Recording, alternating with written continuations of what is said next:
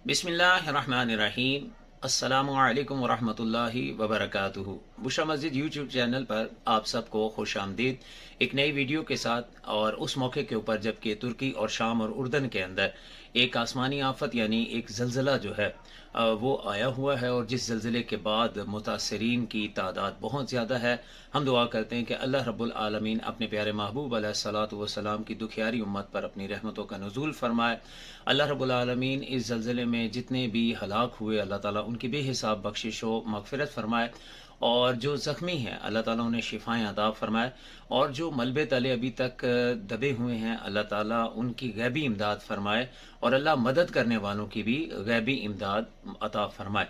हुज़ूर सल्लल्लाहु अलैहि वसल्लम की दुखियारी उम्मत के लिए दुआ करना ये हर उम्मती का तो लाजमी फ़र्ज़ बनता है।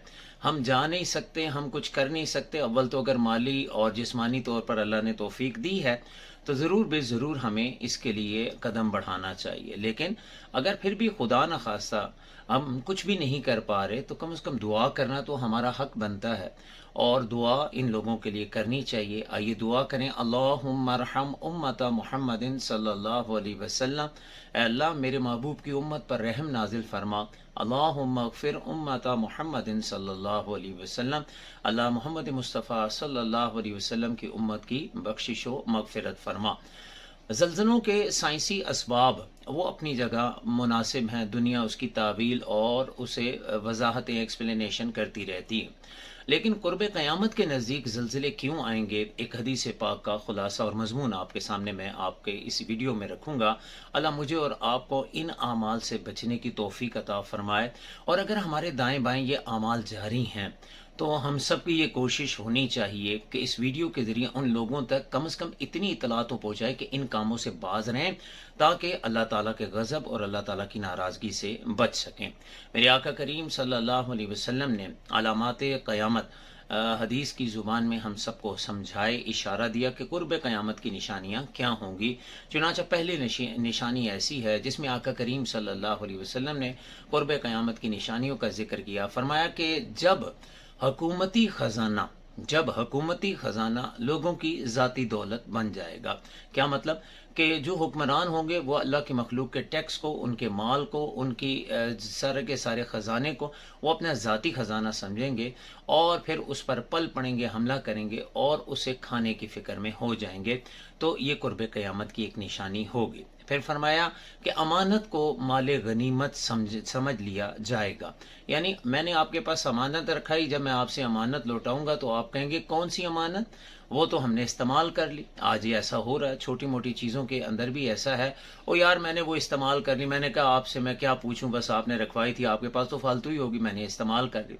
ये छोटी छोटी ऐब वाली बातें या गैर इखलाकी बातें बिल आखिर ऐसा है कि इंसान के अंदर बड़े बड़े ऐब जो है वो पैदा कर देती हैं। तो जब अमानत को माले गनीमत यानी लूट का माल समझा जाएगा, और लोग अमानतों पर ऐसे हमले करेंगे कि जैसे जनाब मुफ्त का माल है, तो समझ लो ये क़ुर्ब क़यामत की एक निशानी है।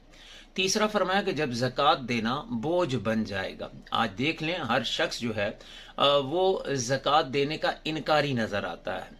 उसे देखो हर एक को वो यही कहता नज़र आएगा कि नहीं मुझ पे ज़कात बनती नहीं है, हालात ऐसे हालात ऐसे। हालांकि अगर इन्हीं दोस्त अहबाब के आप अगर शादी और दीगर तकरीबात में अगर आप शिरकत कर लें या इनका लाइफ स्टाइल अगर देखें तो आप हैरान रह जाएंगे कि यार अल्लाह के नाम पर देने के लिए नहीं है कुछ भी, लेकिन ऐसा है कि इन तमाम अय्याशियों मामलात फजूलियात के लिए सब कुछ मौजूद है। तो ज़कात को बोझ जब समझा जाने लगेगा तो क़यामत की एक निशानी ये भी पूरी हो जाएगी। चौथा फरमाया कि जब दीनी तालीम भी तलबे दुनिया के लिए हासिल हो की जाएगी, यानी दीन से मकसद तो ये था कि अल्लाह को राज़ी करना, अल्लाह रब्बुल आलमीन की रज़ा को पाना और महबूब अलैहिस्सलातु वस्सलाम की शरीयत को आम करना।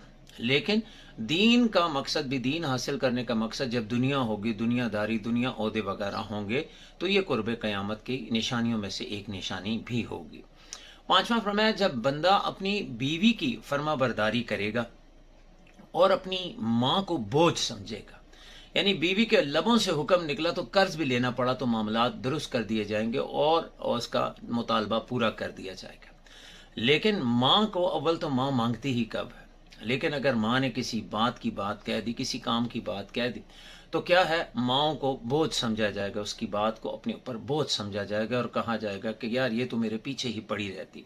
वो एक बूढ़ी माँ एक डॉक्टर के पास गई, तो डॉक्टर ने चेकअप के बाद कहा, अम्मा जान मुबारक हो, आप तो बिल्कुल ठीक हैं, बस कमज़ोरी है और इस कमज़ोरी का एक इलाज है, आपने सुबह और शाम दूध का गिलास, फल और जूस आपने पीने।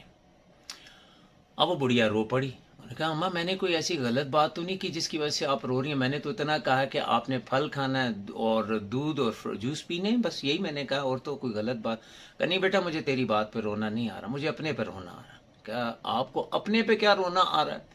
कहा बेटा, जिस घर में माँ की आधी रोटी बोझ बन जाए, जिस घर में माँ की आधी रोटी बोझ बन जाए, उस घर में दूध और जूस किससे मैं जाके मांगू? मेरा खामिद मर गया, अब मैं बेटों के हवाले हूँ। मेहरबानी ये एक ने अपने पास रखा हुआ है, ये भी उसकी मेहरबानी के लिए आया तेरे पास, मुझे शर्म आती, मैं दवाइयों के पैसे भी उससे नहीं मांग सकती। क्यों? कहीं मैं अपनी औलाद पर बोझ ना बन जाऊँ। तो फरमाया ये कि क़यामत की एक निशानी ये होगी कि जब माँओं को बोझ समझा जाएगा और बीवी को प्रेफर किया जाएगा, बीवी को फर्मा बरदारी के लिहाज से सबसे आगे रखा जाएगा और उसके मुतालबात को सबसे पहले पूरा किया जाएगा और माँ को नज़रअंदाज कर दिया जाएगा। आगे फरमाया कि दोस्त नज़दीक हो जाएंगे और बाप दूर हो जाएगा। क्या मतलब? दोस्तों के लिए टाइम है, मैं कहाँ जा रहा हूँ, मैं दोस्तों से मिलने जा रहा हूँ, मैं कहाँ जा रहा हूँ, अपने दोस्तों के साथ फलां जगह जा रहा हूँ, मेरा क्या मामला है, मैं दोस्तों के पास ही तो होता हूँ, मेरे दोस्त मेरे दोस्त मेरे दोस्त।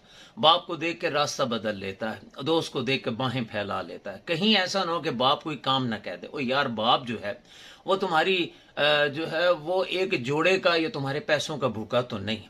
बाप जो है वो सिर्फ तुम्हारी मोहब्बत का भूखा है, वो चाहता है कि मेरा बेटा मेरे पास कभी बैठे तो सही।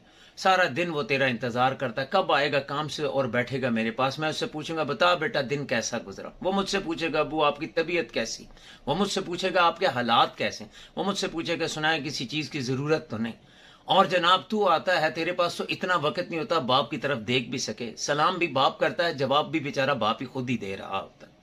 और फिर उसके बाद हालत यह कि अगर बाप किसी बहाने से बुला भी ले तो यार क्या बात है, क्यों मेरे पीछे पड़े रहते, थका हारा तुम हर वक्त पीछे पड़े रहते। तो फरमाया ये कि दोस्त नज़दीक हो जाएंगे और बाप दूर कर दिया जाएगा। दोस्तों के लिए हर वक्त तैयार हूँ, लेकिन बाप अगर कोई काम कह दे, बस आप हमारे ऊपर जनाब बोझ, आप हमारे पीछे पड़े रहते हैं। बस एक ऐसा है कि दुनिया के भी बाप होते हैं, हमारा बाप खामखा चिड़चिड़ा बना वगैरह वगैरह, ये मामलात होंगे। अगली निशानी 7 नंबर पर क़यामत की निशानी ये बताई, जब मस्जिदों में आवाज़ें बुलंद होने लगेंगी। मस्जिद एक तकद्दुस की जगह है, मस्जिद का एहतराम किया जाए, मस्जिद के अंदर आकर इस बात का एहसास रखा जाए कि अहकमुल हाकिमीन की बारगाह में हाजिरी के लिए यार ACDC मेजर ब्रिगेडियर के दफ्तर में जाओ तो चमक कर जाओ, 3 दफ़ा अपने शूज़ को देखो, 4 दफ़ा अपने कोट और कॉलर को सहलाओ और कपड़ों को, लिबास को देखो और हर एक से पूछो मैं कैसा लग रहा हूँ, मैं कैसा लग रहा हूँ। लेकिन अल्लाह के घर में जो भी मुंह उठाए, मुंह उठा के आ जाते हो यार। जौन सा लिबास पहना, कोई स्लीपिंग पहन के आ रहा है, कोई जंगिए पहन के आ रहा है और कोई ऐसा है वो फजूलियात किस्म का लिबास, और किसी के जिस्म से ऐसी बू के साथ वाला नमाजी बर्दाश्त नहीं कर पा रहा। और फिर क्या हुआ, नमाज ही तो है, नमाज ही तो यार, नमाज ही तो है, लेकिन बारगाह तो अल्लाह की है ना। हुक्म तो ये था कि जब मस्जिदों के लिए आओ तो बेहतरीन लिबास पहन कर आओ, और तुमने क्या किया, जो गंदा तरीन लिबास, वो स्लीपिंग ड्रेस जिसमें तुम बेड के ऊपर जाते, वो लिबास पहन कर तुम मस्जिदों के अंदर आ रहे हो। वो जो है अजीबो गरीब किस्म का एक लिबास के जिसे तुम पहनकर गली मोहल्ले के अंदर खामखा खेलते और फिरते हो, उसी लिबास के अंदर, अनटाइडी लिबास के अंदर अल्लाह की बारगाह की हाजिरी हो रही। सर पे टोपी का कोई कह ले तो आप उलझ पड़ते हैं, आवाज़ें बुलंद हो जाती हैं, मस्जिदों में शोर होगा। फरमाया जब क़यामत करीब आएगी, मस्जिदों का तकद्दुस पामाल किया जाने लगेगा। हर शख्स मस्जिद के अंदर आकर अपने अपने अंदाज के अंदर शोर शराबा करेगा और मस्जिदों के अंदर फजूलियात की आवाज़ें बुलंद होंगी। तो इस तकद्दुस को अल्लाह मुझे और आपको हमेशा जहन में रखने की तौफीक अता फरमाए। 8वीं निशानी के कबीले का सरदार फासिक बनेगा और कौमों के सरदार जलील तरीन लोग होंगे। यानी हुक्मरान जो है वो फासिक, गुनाह करने, फासिक कौन होता है? फासिक वो होता है जो गुनाह करने के बाद डट जाएगा, अच्छा किया है और करूंगा, कौन है मुझे रोकने वाला? ये फासिक की निशानी है। मोमिन गुनाह करता है तो इस्तगफार पढ़ता है, फासिक गुनाह करता है, कहता है ठीक किया है और भी करूंगा, रोक के दिखाओ मुझे। ये फासिक की निशानी। तो कौमों के हुक्मरान, कौमों के सरदार, कबीलों के सरदार ऐसे फासिक लोग बन जाएंगे। फिर नौवीं निशानी बताई कि लोगों की इज्जत उनके शर से बचने के लिए की जाएगी। यार अगर इसकी इज्जत ना की तो ये तो बेजलील करके रख देगा। अगर इस लीडर की इज्जत ना की तो इसके चाहने वाले मुझे तो जनाब ऐसा सोशल मीडिया क्या तो क्या गली मोहल्ला क्या जलील मुझे करके रख लें। लोग लोगों के शर के डर की वजह से उनकी इज्जत करेंगे। ओ यार बस थोड़ी देर पर आरजी तो बस सलाम दुआई करनी है ना, चल यार साइड पे हो जाएंगे, जान छोड़ें यार। ये और इसके जितने भी चाहने वाले हैं ये दूसरों को जलील। आज सोशल मीडिया पे ऐसा नहीं हो रहा। आज क्या जो है हम अपनी आंखों से मामलात नहीं देख रहे यार। इख्तिलाफ का हक तो हर एक शख्स को हासिल है यार। जमहूरियत का तुम भी उतने मालिक और उतने हकदार हो जितना वो शख्स है कि जिसने कमिट किया, लेकिन कोई कमिट करके तो दिखाए, फिर देखो होगा क्या। तो फरमाया कि लोगों की इज्जत उनके शर की वजह से की जाएगी। सेकंड लास्ट फरमाया कि गाने बजाने वालियां आम होंगी, उन्हें इज्जतें दी जाएंगी, अवार्ड दिए जाएंगे, उनकी रेटिंग, उनके शेयर, उनके लाइक्स इतने बढ़ेंगे, लोग जो है वो सिर्फ चंद घंटों के अंदर लाखों लोग उनके क्लिप्स वायरल हो जाएंगे और उन्हें एक सेलिब्रिटी के तौर के ऊपर अपने दरमियान में बुलाया जाए। गाने बजाने वालियां आम हो जाए, गाना बजाना आम हो जाएगा, उन्हें अप्रिशिएट किया जाएगा, शराबें आम पीने लग जाएंगे। और आखिरी फरमाया कि इस उम्मत के लोग, आखिरी लोग यानी क़यामत के करीब जो आएंगे, वो अपने पहले लोगों के ऊपर लानत करेंगे।